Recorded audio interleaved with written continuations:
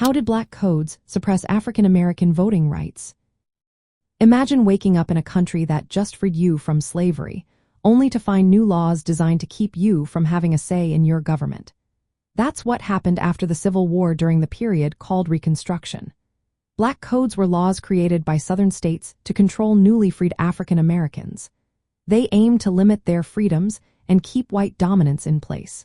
These laws made it hard for black people to vote and participate in politics. One way black codes did this was by banning many African Americans from voting or holding public office. Only white men could vote in most Southern states. Black men were often completely shut out of elections and lawmaking. This meant African Americans had no voice in choosing leaders or shaping laws that affected their lives. It was a way to keep the political power in the hands of white people. Black codes also used legal tricks to block black voting rights. They set up requirements like literacy tests, poll taxes, and property ownership rules. These rules made it difficult for many African Americans to meet the qualifications needed to vote. For example, literacy tests often required voters to read complicated passages, which many black voters had trouble passing because of limited access to education. Poll taxes required paying a fee, which many black families couldn't afford. These restrictions were designed to discourage black participation in elections. Another tactic was criminalizing black unemployment or wandering without a job.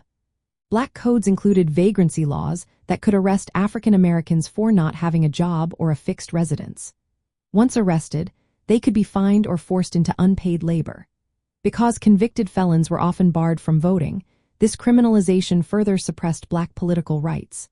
It was a way to punish and control African Americans, keeping them from voting or participating freely. Enforcement of black codes often involved threats, violence, and intimidation from white supremacist groups. African Americans faced threats of violence if they tried to vote or challenge these laws. This created a climate of fear that kept many from registering to vote or going to the polls. Even if the laws weren't always written down, the fear and violence made it risky for black people to exercise their voting rights. Black codes also limited legal rights in courts.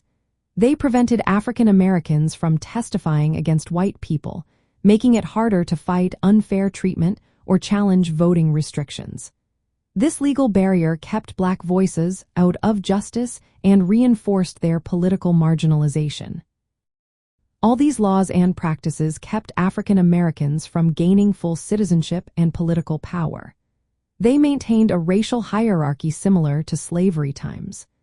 These laws laid the groundwork for later Jim Crow laws that enforced segregation and continued to disenfranchise black voters for many decades. Understanding black codes helps us see the early struggles African Americans faced after emancipation. Despite these obstacles, black communities fought back through activism, legal challenges, and participation in Reconstruction governments. Their resilience played a key role in the ongoing fight for civil rights and equality in the United States.